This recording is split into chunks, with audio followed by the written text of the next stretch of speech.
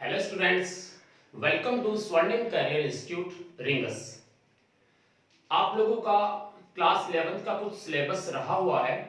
उस सिलेबस को कंप्लीट करने के लिए आज से आपको यूट्यूब पर ये वीडियोस मिलने वाले हैं। आज का फर्स्ट लेक्चर होने वाला है और फिर नेक्स्ट लेक्चर के लिए जो है आप अपने इस यूट्यूब चैनल को सब्सक्राइब कर लें, बेल आइकन दबा दें, जिससे नेक्स्ट वीडियो जो है आपके पास पहुंच सके। ठीक है, तो टॉपिक जो रहा हुआ था उसका हम लोग स्टार्ट करते हैं। जेई वाले बच्चों का रहा हुआ है आपका टॉपिक, तो उसके अकॉर्डिंग हम लोग इसको स्टार्ट कर रहे हैं। ये जो टॉपिक मैं ले रहा हूं इसमें बहुत ज्यादा थ्योरी गिवन है, तो उस थ्योरी को मैं बहुत ज्यादा नहीं लिख पाऊंगा यहाँ पे, बट उसको कंप्लीटली एक्सप्लेन कर दूंगा आपको। ठीक है ना, और जो रिक्वायर्ड थ्योरी है वो मैं यहाँ पे लिखने वाला हूँ। ठीक है, जैसे आप देख लो तो मेरे पीछे मैंने पहले से लिख रखा है, कुछ थ्योरेटिकल चीजें हैं जिनको मैंने लिखा है जिससे आपका कुछ टाइम बच सके। तो स्टार्ट करते हैं आज अपना टॉपिक, वो है properties, mechanical properties of solids. Mechanical properties of solid, ये टॉपिक हमारा रहा हुआ है कि एक सॉलिड के अंदर कौन कौन सी प्रॉपर्टीज होती हैं और वो प्रॉपर्टीज हमारे लिए जनरल लाइफ में कैसे कैसे काम में आती है। उसमें सबसे जो पहली प्रॉपर्टी की हम बात कर रहे हैं दैट इज इलास्टिसिटी। क्या है? इलास्टिसिटी। ठीक है, इलास्टिसिटी का हमारा टॉपिक रहेगा आज के इस वीडियो लेक्चर में। अब ये इलास्टिसिटी क्या होती है तो हम बात करेंगे इसको इसके इंट्रोडक्शन से। आज की क्लास जो है वो इंट्रोडक्टरी क्लास होने वाली है, बट ये क्लास बहुत इंपॉर्टेंट है नेक्स्ट वीडियोस के लिए, क्योंकि इसमें वो छोटी छोटी बातें मगर बहुत मोटी बातें आपको मिलने वाली है। जैसे मैं पहले आपसे ये कहूं कि इलास्टिसिटी का टॉपिक अपनी फिजिक्स में क्यों लाया गया है, मतलब इसकी रिक्वायरमेंट क्यों है, इसका यूजेज क्या है, तो पहले उसकी बात करते हैं। देखिए, अगर हम इंजीनियरिंग डिजाइन की बात करें या कंस्ट्रक्शन की बात करें या रॉपवे जो बनाई जाती है उनकी बात करें, या हम लोग जैसे कंस्ट्रक्शन जैसे हम आर्ट्स से डाल रहे हैं, कुछ भी हम लोग ऑटोमोबाइल की बात करें कि टायर कैसा होना चाहिए, एक गाड़ी के अंदर शोकर कैसे होने चाहिए, ठीक है, ये रस्सी हम बना रहे हैं तो वो रॉप जो है वो उसकी प्रॉपर्टीज कैसी होनी चाहिए, वो बेस्ट से बेस्ट क्वालिटी का होना चाहिए। तो इस सब चीजों को बनाने के लिए हमें किसका नॉलेज होना चाहिए, तो आंसर है इलास्टिसिटी ऑफ मैटर। जिस मैटर से ये सब काम होंगे उसकी इलास्टिसिटी की प्रॉपर्टी के बारे में हमें पता होना चाहिए, इसलिए जो है ये टॉपिक अपने सिलेबस में ऐड किया गया। अब बात आती है कि इलास्टिसिटी क्या होती है। तो इंट्रोडक्टरी लेवल के लिए जनरली हम लोग कुछ बातें करें, जैसे आपके पास एक रबर बैंड है, आपने इस रबर बैंड को ऐसे स्ट्रेच किया, खींचा, ठीक है, तो आपने जब इसको खींचा इसका मतलब क्या हो रहा है, आप उस पर एक फोर्स लगा रहे हो। क्या लगा रहे हो? उस पर एक फोर्स लगा रहे हो, ठीक है। जब आप उस पर एक फोर्स लगाते हो और उस रबर बैंड की लेंथ क्या होती है, रेगुलरली इंक्रीज हो जाती है, ठीक है, ये हमने कहा। जैसे हम फोर्स को हटा देते हैं, जैसे हम फोर्स को हटा देते हैं तो वो रबर बैंड अपनी पोजीशन पे वापस आ जाता है, ठीक है। ये जो प्रॉपर्टी है कि कोई भी मटेरियल बॉडी, कोई भी मटेरियल बॉडी के ऊपर जब हम फोर्स लगाते हैं, पहले तो इस फोर्स का नाम समझ लो, इसको बोलते हैं डिफॉर्मिंग फोर्स। क्या बोलते हैं इसको? Deforming force. तो जैसे ये बॉडी है, मैंने प्लास्टिक का एग्जांपल लिया अभी आपके सामने, जिसको मैं रबर बोल रहा हूं, रबर की बात की। अगर मैं इस पेन पे इस तरफ और इस तरफ फोर्स लगाऊंगा, ऐसे खींचूंगा, उस वाले केस में इसके जो एटम्स हैं, अगर आप बहुत ज्यादा डीपली जाओगे, इसके जो एटम्स हैं उन पे फोर्स लगता है, जिसके कारण इसके एटम्स के बीच की डिस्टेंस अगर हम खींचेंगे तो इंक्रीज होगी और कंप्रेस करेंगे तो डिक्रीज होगी। इसका ये मतलब होता है कि इस पे अगर हमने फोर्स लगाया, दैट इज डिफॉर्मिंग फोर्स, क्योंकि उस फोर्स ने इसकी शेप, उसकी साइज, या हम कह सकते हैं कि इसकी कॉन्फ़िगरेशन को चेंज कर दिया। इसकी कॉन्फ़िगरेशन को चेंज कर दिया मतलब इसकी लेंथ में इंक्रीमेंट हो सकता है या फिर कंप्रेस करो तो डिक्रीमेंट हो सकता है, ठीक है। हमें फील नहीं होता कि सर इस पे फोर्स लगाने से क्या इसकी लेंथ इंक्रीज होगी, हमने कहा नहीं, इस तरह में तो दिखाई नहीं दिया। वास्तव में हमें फील नहीं होता, बट वास्तव में होता है ऐसा, इसमें हमेशा ऐसा होता है। और जैसे हम डिफॉर्मिंग फोर्स को हटा लें और अगर ये बॉडी अपनी ओरिजिनल शेप के अंदर आ जाती है, मतलब ओरिजिनल कॉन्फ़िगरेशन में आ जाती है, तो हम इस प्रॉपर्टी को कहेंगे इलास्टिसिटी। क्या कहेंगे इसको? इलास्टिसिटी। मतलब ये हुआ कि इलास्टिसिटी एक ऐसा प्रोसेस, ऐसी प्रॉपर्टी है किसी मैटर की कि जब हम उस पे डिफॉर्मिंग फोर्स को हटा देते हैं और वो बॉडी अपनी ओरिजिनल कॉन्फ़िगरेशन में आ जाती है, कंप्लीटली ओरिजिनल कॉन्फ़िगरेशन में आ जाती है, तो उस प्रॉपर्टी को हम क्या बोलेंगे? इलास्टिसिटी। क्लियर? फोर्स जो लगाया गया उसका नाम क्या होगा? Deforming force. कुछ छोटे-छोटे टर्म्स है, उनका मीनिंग पता होना चाहिए। जैसे आपको पता चल गया कि डिफॉर्मिंग फोर्स का मीनिंग क्या होता है, मतलब वो जो कॉन्फ़िगरेशन को चेंज करता है। इलास्टिसिटी का मीनिंग आपको समझ में आया? अब दो बातें देखो, आपने जैसे पिछले टॉपिक्स में पढ़ा हुआ है कि पोटेंशियल एनर्जी क्या होती है। पोटेंशियल एनर्जी क्या होती है? तो सिंपली देखिए, ये आपका यहां पड़ा था, ये मैटर मैंने उठा के इसको यहां लेके आ गया, तो हम क्या कहते हैं? इसकी पोटेंशियल एनर्जी इंक्रीज हो गई, क्योंकि हाइट इंक्रीज हो गई। हमने किया क्या है? तो आंसर है इस बॉडी की पोजीशन में चेंज किया है। इस बॉडी की पोजीशन में चेंज किया है। मतलब अगर हम किसी बॉडी की या एटम की पोजीशन में चेंज करते हैं तो उसके अंदर एक पोटेंशियल एनर्जी आ जाती है। इसका फिर ये मतलब हुआ कि अगर मैं उस रबर बैंड को खींच के इतना बड़ा कर लूं तो क्या उसके अंदर पोटेंशियल एनर्जी स्टोर हो गई? आंसर है यस। क्यों? क्योंकि मैंने इसको खींचा, मतलब कुछ डिस्प्लेसमेंट दिया। और किससे खींचा? फोर्स लगा के खींचा। तो फोर्स इनटू डिस्प्लेसमेंट क्या हुआ? Work done. और ये वर्क डन किसकी फॉर्म में स्टोर हो गया? तो आंसर है इस रबर बैंड की पोटेंशियल एनर्जी की फॉर्म में स्टोर हो गया। क्या रबर बैंड को खींचने के कारण उसके जो पार्टिकल थे उनकी पोजीशन में चेंज आया? यस। तो इसका मतलब पोजीशन में चेंज आया, इसका मतलब उसमें क्या आ गई? पोटेंशियल एनर्जी आ गई। ठीक है, इसका ये मतलब हुआ कि जब भी हम मटेरियल बॉडी पर कोई फोर्स, डिफॉर्मिंग फोर्स अप्लाई करते हैं, कौन सा फोर्स? डिफॉर्मिंग फोर्स अप्लाई करते हैं, तो उस वाले केस के अंदर बॉडी की कॉन्फ़िगरेशन चेंज हो जाती है और उसके कारण उसमें एक पोटेंशियल एनर्जी आ जाती है। क्लियर हो गई बात इतनी? ठीक है। अब ये जितनी टर्म्स हमने पढ़ी है उनको मैंने यहां लिख रखा है, कुछ बातें हम लोग इसकी करते हैं।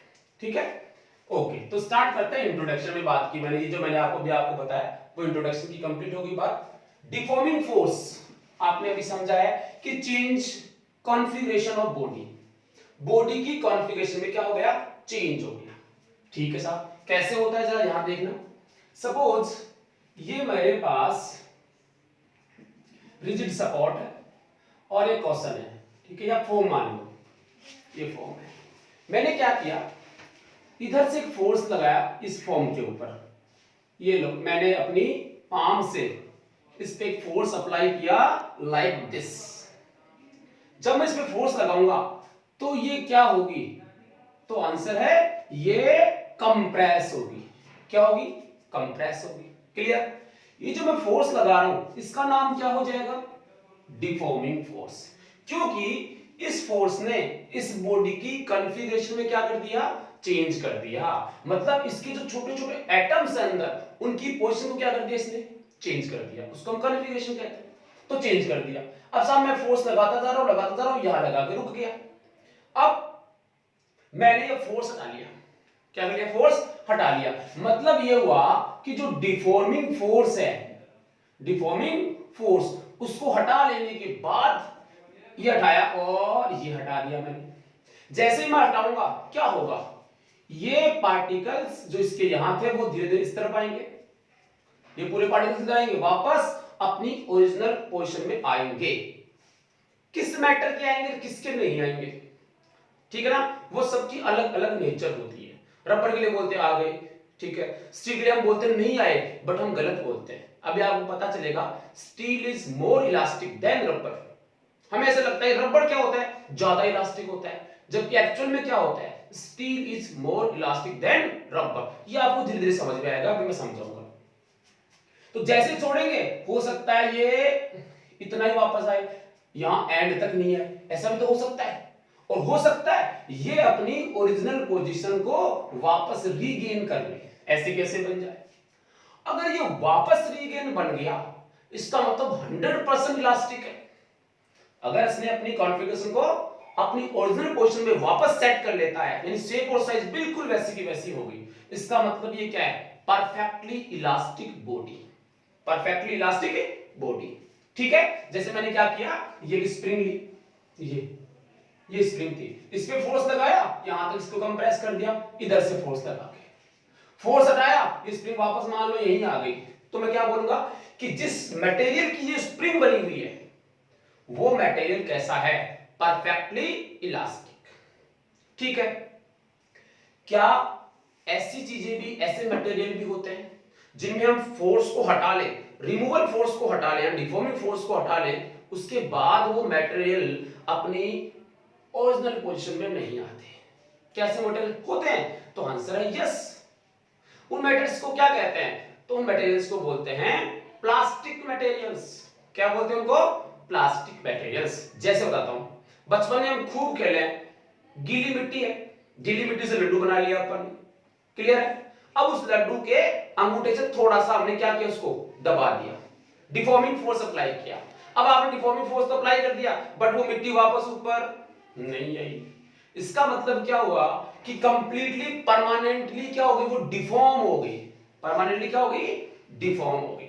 अगर वो परमानेंटली डिफॉर्म हो गई, इसका मीनिंग ये हुआ कि वो प्लास्टिक बॉडी है। तो इसका मतलब बॉडी है तो अलग अलग टाइप्स की होगी ना, एक हमारे पास इलास्टिक बॉडी है, एक हमारे पास प्लास्टिक बॉडी है।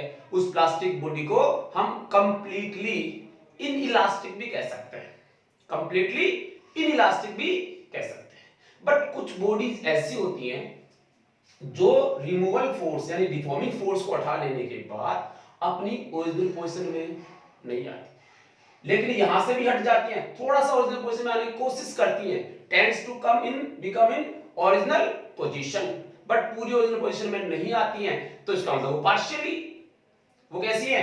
पार्शियली इलास्टिक है, पूरी नहीं तो आंशिक रूप से इलास्टिक होगी, कंप्लीटली नहीं हुई। तो वैसे मैं आपको बता दूं कि इस दुनिया में कोई भी बॉडी कंप्लीटली इलास्टिक नहीं है, उसमें कहीं ना कहीं जो है ये ओरिजिनल शेप में वो नहीं आती है, कंप्लीटली नहीं होती।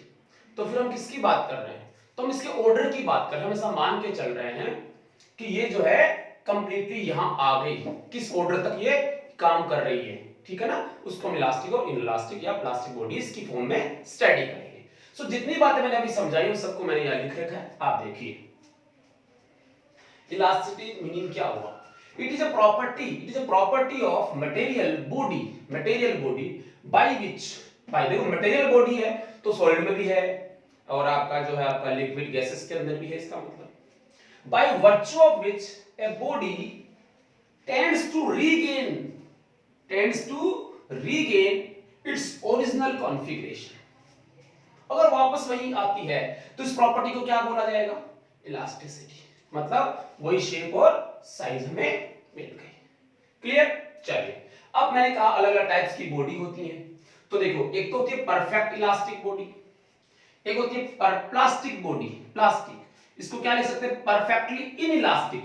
This is elastic, this is inelastic body. अब प्लास्टिक और इनइलास्टिक क्या होती है ये देखो, अभी मैंने बताया आपको, after removal of deforming force लगाया था उसको हटा लिया, force it regain its original configuration, इसका नाम क्या है? इलास्टिक या इलास्टिसिटी। समझ गए? तो ये तो हो गया इलास्टिक बॉडी। इलास्टिक बॉडी के अंदर एग्जांपल कौन से हैं? क्वार्ट्ज, ठीक है, एक मटेरियल है, फॉस्फर, ब्रॉन्ज, ये भी एक मटेरियल है। So these are elastic bodies, यानी ये जो मटेरियल जो हैं इनको हम क्या बोलेंगे? इलास्टिक बोलेंगे, ठीक है। After removal of deforming force does not regain its original configuration, वापस नहीं आया, जहां तक हमने इसको दबाया, जैसे मैं मिट्टी की बात कर रहा था, क्ले की बात करें, पुट्टी की बात करें, उन सब में वही की वही रह जाएगा, वो वापस नहीं आएगा। तो उस वाले केस में उनको हम क्या नाम देंगे? Plastic body. क्या नाम देंगे? Plastic body. So it does not regain its original configuration. Example putty, mud, paraffin wax, इस टाइप के बहुत से हमारे पास एग्जांपल्स हैं। गीली मिट्टी, आटा लगाया हुआ होता है हमारे पास, आटे की क्या कंडीशन है? हमारे पास आटा है, उसको हमने ऐसा खींच लिया, वहीं की वहीं रह गया, उसको ऐसे दबा दिया, वहीं की वहीं रह गया।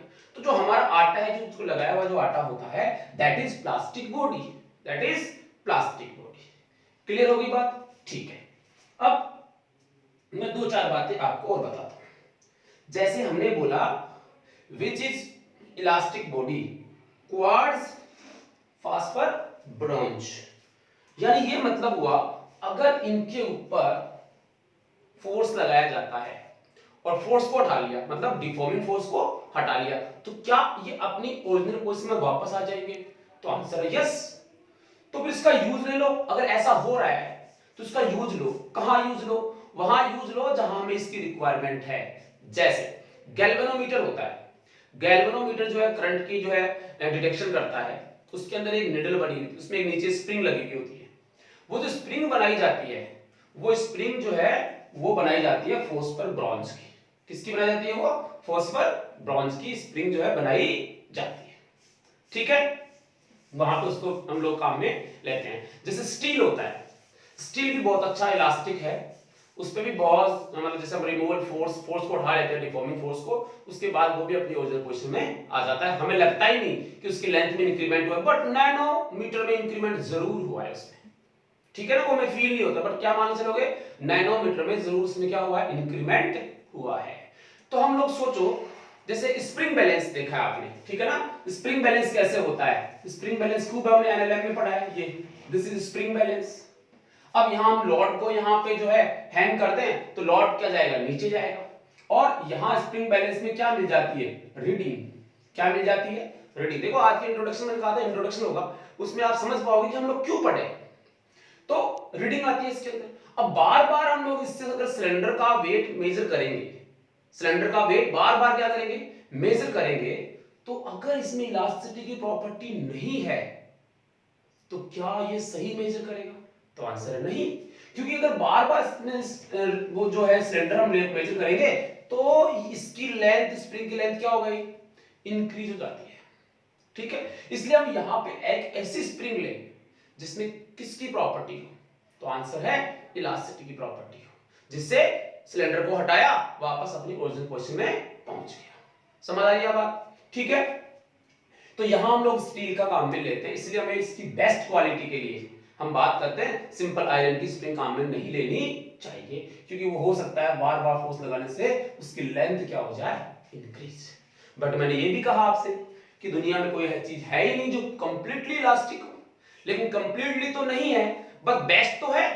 स्टील क्या है, बेस्ट तो है कम से कम किससे, आयरन से। अब तो आप यहां पे रबर लगाते तो क्या आप वेट मेजर कर लेते? नहीं कर सकते।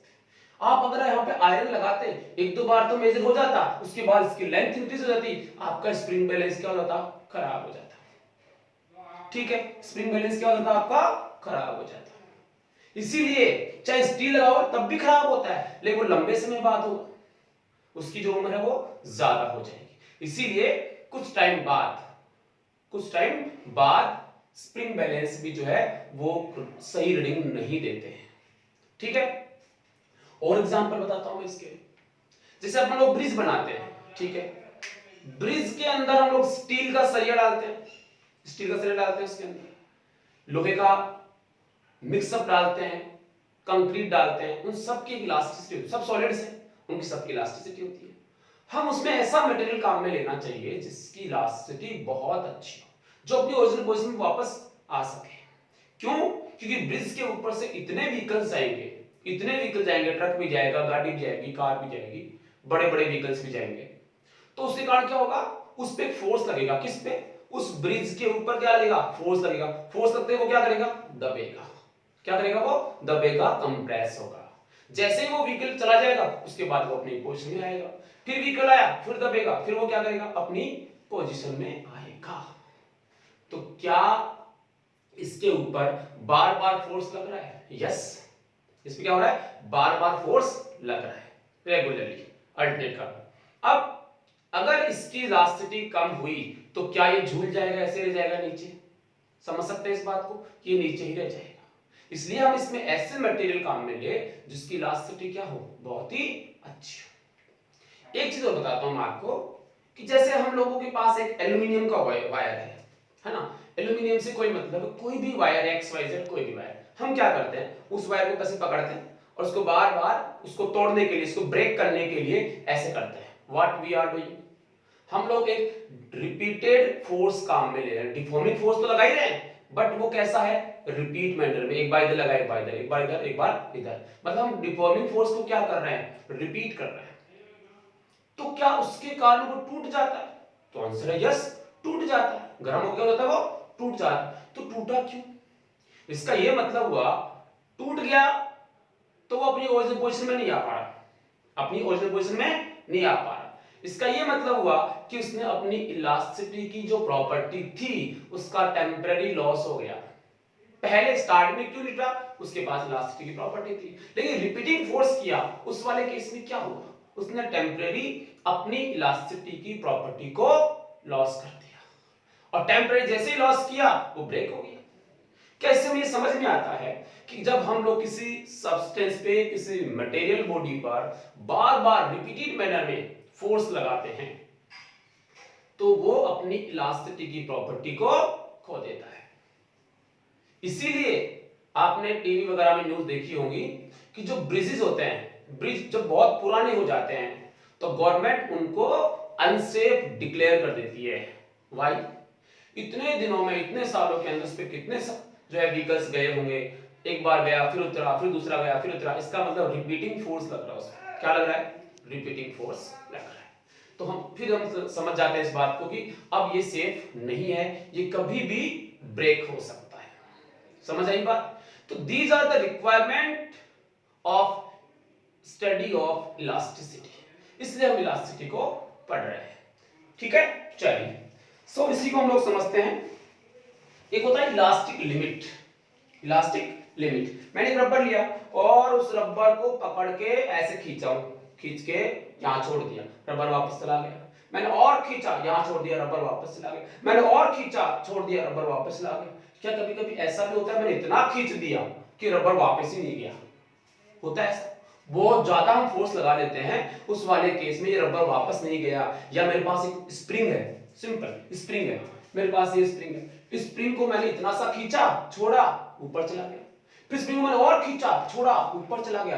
फिर मैंने स्प्रिंग को और खींचा, छोड़ा, ऊपर चला गया। अब सोचो, और मैंने स्प्रिंग को इतना खींच दिया, अब छोड़ा, स्प्रिंग ऊपर नहीं गई, तो ये इसकी लिमिट आ गई। ये क्या आ गई, इसकी लिमिट आ गई। इलास्टिसिटी की एक लिमिट होती है, उसके से ज्यादा अगर आप फोर्स लगाओगे तो उसके बाद वो अपनी इलास्टिसिटी प्रॉपर्टी को खो देगा, उसके बाद वो ओरिजिनल पोजीशन में नहीं पहुंचेगा। सो दिस इज इलास्टिक लिमिट। ठीक है, एक होता है इलास्टिक फैटिग, ये मैं आपको बता चुका हूं। Temporary loss in property of elasticity due to repeating of deforming force. Deforming force को रिपीट करने के कारण temporary loss of elasticity, that is known as elastic fatigue. कुछ टर्म्स के बारे में हम लोग यहां डिस्कशन कर रहे हैं, जिससे आप न्यूमेरिकल को सॉल्व करें तो उसमें तो दिक्कत नहीं आए। और देखिए, इसकी मैंने एग्जांपल आपको बताए। Bridges are declared unsafe, spring balance show wrong reading, ठीक है, break the wire by repeating deforming force. ये सब जो है इंट्रोडक्टरी लेवल की बातें हैं। कुछ और चीजें हैं उनको हमें समझना है। ठीक है, फिर अपन लोग हमारे फॉर्मूलों पे आएंगे कि इसका रीजन क्या है। ये भी पढ़ने वाले हैं कि इलास्टिसिटी का रीजन क्या है, ऐसा क्या है उस मटेरियल में जो हम लोग फोर्स को हटा लेते हैं और वो वापस अपने किस में आ जाता है, ओरिजिनल पोजीशन में आ जाता है। तो फटाफट आप इसको उतार लें, फिर मैं नेक्स्ट लेता हूं। पॉज कर ले, उतार लें। तो हम बात कर रहे हैं कि इलास्टिसिटी का रीजन क्या है, ऐसी क्या क्या रीजंस है जिसके कारण उस मटेरियल बॉडी के अंदर इलास्टिसिटी की प्रॉपर्टी आ जाती है। तो उसके लिए क्या करना पड़ेगा, इस मटेरियल के अंदर जाना पड़ेगा, डीपली इसकी स्टडी करनी पड़ेगी कि इसके अंदर है क्या, मैक्रोस्कोपिक लेवल के ऊपर इसकी स्टडी करनी पड़ेगी। तो मैं आपको कुछ बातें बता रहा हूं, उसका ध्यान देना कि इसका रीजन होता है इंटर एटॉमिक और इंटरमोलिकुलर फोर्सेस। जो इलास्टिसिटी होती है उसका रीजन क्या है, इंटर एटॉमिक और इंटरमोलिकुलर फोर्सेस। हमें पता है कि कोई भी बॉडी जो है वो न्यूक्लियस, जब मैं बात करूं तो एटम से मिलकर बनी होती है, फिर न्यूक्लियस की बात करें, उसके अंदर की जो स्ट्रक्चर होती है, अंदर की स्ट्रक्चर जो होती है वो कुछ ऐसी होती है, ये आप ध्यान दें। इसकी जो एटम्स की जो कॉन्फ़िगरेशन है कि एक एटम कहाँ होता है, उनके बीच में कोई डिस्टेंस होती है, उनके बीच में कोई फोर्स काम करता है, ठीक है ना। तो उनकी एटम्स की कॉन्फ़िगरेशन को समझने के लिए आप ऐसे याद इस डायग्राम को याद रख लीजिए। इस डायग्राम में उस कॉन्फ़िगरेशन को समझाने के लिए कुछ अजम्पशन कर रहा हूं मैं। सपोज जो एटम है उसके लिए मैं एक बॉल काम में ले रहा हूं, ये एक बॉल है जिसको मैं क्या कह रहा हूं, एटम है। ये एटम किस में है, इस बॉडी के अंदर, ठीक है। इसके पास में एक दूसरा एटम भी होता है, उसके पास में तीसरा एटम होता है, और एक एटम जो है सराउंडिंग सभी तरफ से, इधर से भी, इधर से भी, इधर से भी, इधर से भी और इधर से भी, सब डायरेक्शन से क्या होता है, घिरा हुआ होता है। तो ये जो इधर है, यहाँ पे जो एटम है उसके इधर भी एटम है, इधर भी एटम है, इधर भी एटम है, इधर भी एटम है। इसके अलावा इधर जाएंगे, इधर भी एटम होगा, इधर भी एटम होगा, इसके पीछे की तरफ भी एटम होगा, ऐसे होता है। तो ये जो बॉल है वो किसको रिप्रेजेंट करेगी, एटम को रिप्रेजेंट कर रही है। और इनके बीच की जो डिस्टेंस है ये आर है, इनके बीच की कोई ना कोई डिस्टेंस है। जब हम इसको स्ट्रेच नहीं करते हैं, ये ऐसे पड़ा है, ऐसे कैसे ही पड़ा है नॉर्मल कंडीशन के अंदर, उस समय इनके बीच की डिस्टेंस कितनी है, आर नॉट, ठीक। अब जो ये स्प्रिंग आप देख रहे हैं, स्प्रिंग को आप ऐसे मानिए कि ये इंटर एटॉमिक फोर्स बताती है। स्प्रिंग यहां पे क्या शो करेगी, इंटर एटॉमिक फोर्स, यानी इस एटम्स के बीच में, इन मॉलिक्यूल्स के बीच में जो फोर्स लगेगा उसको हम किस के थ्रू डिफाइन करने वाले हैं। तो आंसर है एज ए स्प्रिंग, बिल्कुल ये का ये होता है, एज ए स्प्रिंग के थ्रू हम लोग उसको डिसाइड करने वाले हैं, ठीक है। तो इस स्ट्रक्चर से, ये इंटरनल स्ट्रक्चर हो गई इसकी, इसको हम लोग समझते हैं कि ऐसा क्या है। देखिए जब ये एटम, जब ये बॉडी एक जगह ऐसे की ऐसे नॉर्मल कंडीशन में पड़ी हुई है, यानी इस पे कोई डिफॉर्मिंग फोर्स नहीं है, तो एटम्स के बीच की डिस्टेंस में कोई चेंज नहीं आएगा, मतलब कॉन्फिगरेशन में कोई चेंज नहीं आएगा। तो सपोज वो डिस्टेंस कितनी है, r naught, which is constant, which is constant, ठीक है। अब सोचो अगर इस बॉडी पे मैंने फोर्स लगाया, इस बॉडी पे मैंने क्या लगाया, फोर्स लगाया, इधर खींचा, इस तरफ खींचा इसको, जैसे खींचूंगा क्या इसके अंदर के एटम्स खींचेंगे, यस। जब एटम्स खींचेंगे तो क्या मान के चलो ये स्प्रिंग खींचेगी, यस। मतलब इस बॉडी पे अगर मैं इधर की तरफ एक फोर्स अप्लाई करता हूं, ऐसे ऐसे अगर मैं फोर्स अप्लाई करता हूं, तो क्या this distance will increase, yes, this r naught will increase, बढ़ गई। जब ये डिस्टेंस बढ़ेगी तो बताइए ये स्प्रिंग मतलब इंटर एटॉमिक फोर्स क्या करने वाला है, इस बॉल को अपनी तरफ खींचेगा, यस यार, ठीक है। तो यहां पे ये जो स्प्रिंग है वो क्या करेगी, इस बॉल को इधर खींचेगी, इस बॉल को भी इधर खींचेगी, मतलब दोनों को अपनी तरफ खींचेगी। अट्रैक्शन का फोर्स लगेगा, क्या लगेगा, अट्रैक्शन का फोर्स लगेगा। कब, जब हमने इस पर एक क्या लगाया, डिफॉर्मिंग फोर्स अप्लाई किया, तो यहां पे एक अट्रैक्शन का फोर्स लगा, ठीक है। तभी तो ये हुआ, इसको खींचा, डिफॉर्मिंग फोर्स हटाया, वापस अपनी जगह पे, क्यों, देखो ये वापस अपनी जगह लाने की कोशिश करेगा। इसका दूसरा पहलू देखो, अगर मैं इसको कंप्रेस करता हूं लाइक दिस, कंप्रेस, ठीक है, इसको मैं क्या कर रहा हूं, कंप्रेस। एक चीज ध्यान रखना, अगर मैं इस बॉडी पे इधर फोर्स F लगा रहा हूं तो इधर भी फोर्स कितना लग रहा है, F लग रहा है। क्यों, अगर मैं इसको यहां से फिक्स नहीं करूंगा तो बॉडी तो चली जाएगी, समझ रहे हो ना। तो जितना फोर्स इधर लगा रहा हूं उतना फोर्स इधर भी लग रहा है, ठीक है। तो दो तरीके से इसको समझ सकते हैं कि इसको या तो मैं फिक्स कर लूं या इधर खींचूं, या फिर इधर जितना फोर्स लगा रहा हूं 5 न्यूटन, इधर भी कितना 5 न्यूटन, सेम, ठीक है ना। इस वाले केस में खींचेगा। अब मैं इसको कंप्रेस करूं, कंप्रेस करूं तो क्या होगा, स्प्रिंग ऐसे दबेगी, तो क्या आर नॉट पहले से क्या हो जाएगी, कम, तो डिस्टेंस कम होगी। जब डिस्टेंस कम होगी तो उस वाले केस में क्या होने वाला है, ये रिपेल करेगा वापस इन बॉल्स को, जो बिल्कुल पास में आ जाएंगे इनको वापस क्या करेगा, धक्का मार के दूर कर देगा, इनको दूर कर देगा, ठीक है। तो कंप्रेस करते तो वापस ओरिजिनल शेप में आएगा। ये रीजन है किसका, इलास्टिसिटी का, कि स्ट्रक्चर जो है इसकी वो इंटरनल स्ट्रक्चर कुछ ऐसी होती है, किसकी, मैटर्स की, किसकी भाई, मैटर्स की। क्लियर। अब देखिए इसको, अब ये जो आपने स्ट्रक्चर देखी है इसको एक्सपेरिमेंटली किया गया और किसी भी एक बॉडी को लिया गया लैब के अंदर, उस पर एक फोर्स लगाया गया और फोर्स लगा के इसकी पोटेंशियल एनर्जी। व्हाई? बिकॉज जब इसकी कॉन्फ़िगरेशन चेंज होगी तो पोजीशन चेंज होगी, और पोजीशन के चेंज होने से कौन सी एनर्जी आती है? Potential energy. ठीक है, तो ज्यादा डिस्टेंस करेंगे तो पोटेंशियल एनर्जी चेंज होगी, कम करें तब भी पोटेंशियल एनर्जी चेंज होगी। कब पोटेंशियल एनर्जी जीरो होती है, कब मैक्सिमम होती है, ये चीजें हम लोग बाय एक्सपेरिमेंट करने वाले हैं।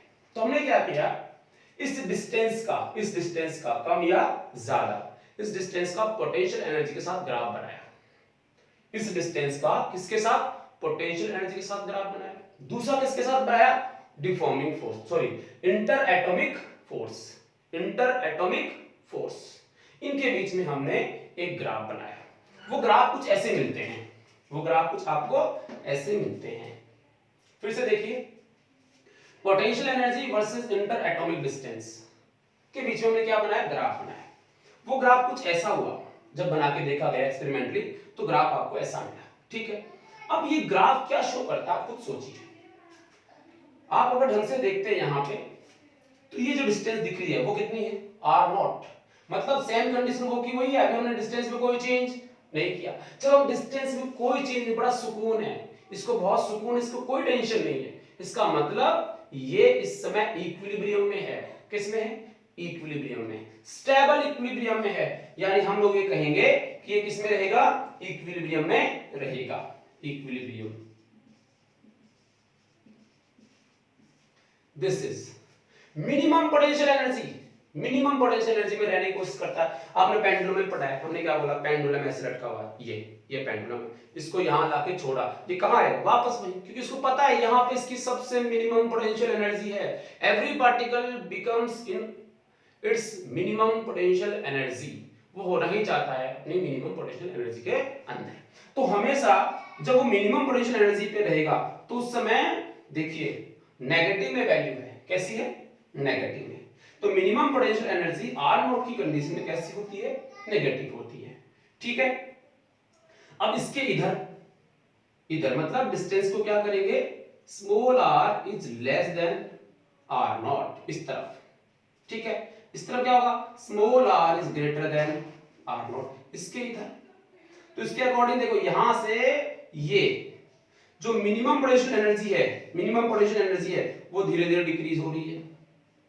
ठीक है, ये कंडीशन। और इधर से देखिए आप फोर्स की बात करेंगे तो फोर्स का ये कंडीशन बनेगी। अब इन सब कंडीशंस को आप देखिए, यहां से देखिए, मैं बताता हूं आपको। When r is equal to infinity then potential energy become 0। हमने इसको इतना खींच दिया, इंफिनिटी कर दिया, तो इसकी पोटेंशियल एनर्जी क्या मानी जाएगी? 0। ठीक है, देखो यहां से क्या ये लाइन कहीं ना कहीं जाके जब r इंफिनिटी होगा तो ये इस लाइन पे टच हो जाएगी। अभी टच नहीं है, आप जूम करके देख लेना, टच नहीं है, इसके टच हो जाएगी। इसका मतलब उसकी पोटेंशियल एनर्जी कितनी हो जाएगी? 0। ठीक है, इस ग्राफ से दिख रहा है when r is equal to infinity then p is equals to 0।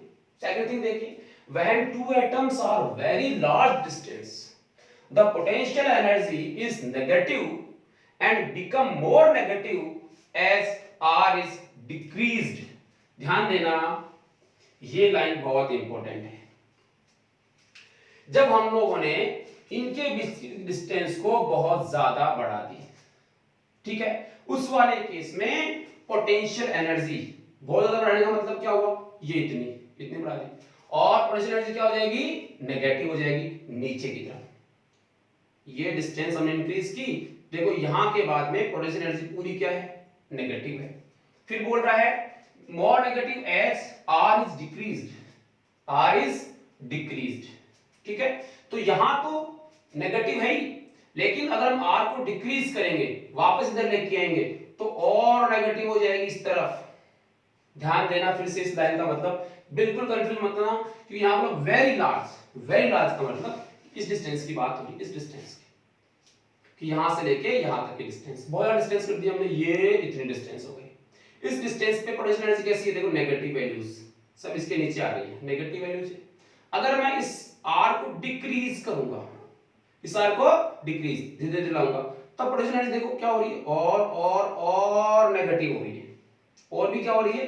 Negative. और यहां पे नेगेटिव की मैक्सिमम वैल्यू है, ध्यान देना, नेगेटिव की मैक्सिमम वैल्यू। फिर नेगेटिव की मैक्सिमम वैल्यू के बाद r0 से अगर कम करेंगे तो नेगेटिव वैल्यू कम होगी, ध्यान दो, नेगेटिव वैल्यू कम होगी। अगर हम आर नोट से कम डिस्टेंस करेंगे तो क्या होगी, नेगेटिव वैल्यू कम होगी पोटेंशियल एनर्जी की। बट नेगेटिव वैल्यू कम होने का मतलब पोटेंशियल एनर्जी इंक्रीज हो रही है। भाई -6 थी पहले, फिर -4 हुआ, कौन बढ़ा है, -4।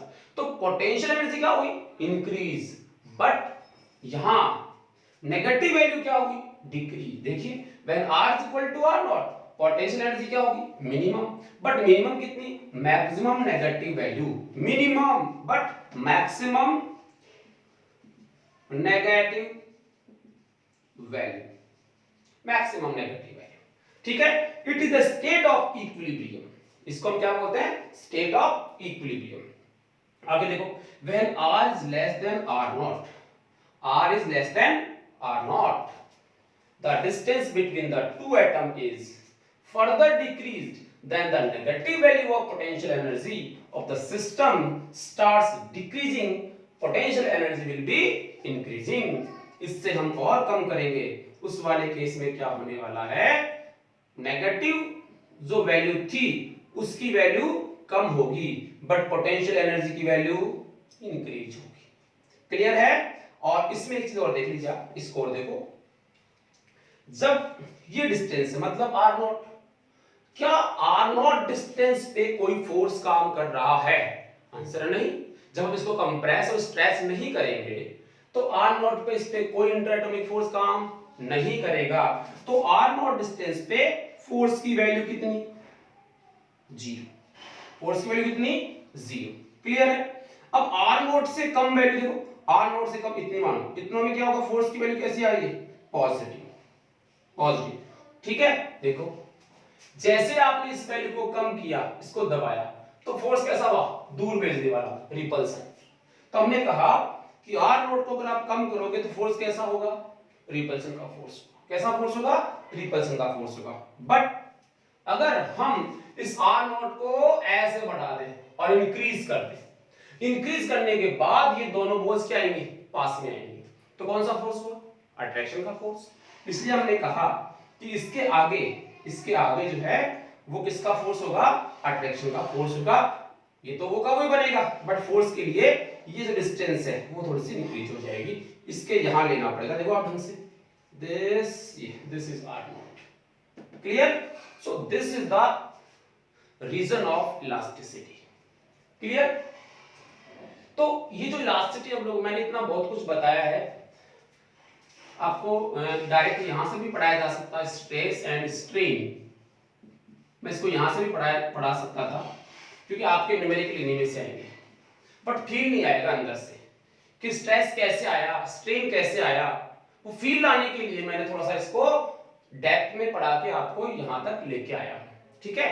मैं इसको यहां से डायरेक्ट स्टार्ट कर सकता, यही आपके एग्जाम में आता है, बट फिर भी हम लोगों को मीनिंग पता होना चाहिए कि हम लोग क्या पढ़ रहे हैं, ठीक है। उसका इंटरनल पता होना चाहिए, क्योंकि जब लोग आप लेवल की बात करोगे उस वाले केस में ये पूरी थ्योरी जो आज वीडियो लेक्चर में बात की गई है, ये पूरी की पूरी आपको अंडरस्टैंडिंग में काम में आएगी जब भी आप लेवल के क्वेश्चन सॉल्व करोगे, ठीक है। सो इस वीडियो लेक्चर में हम लोग इतना ही पढ़ेंगे।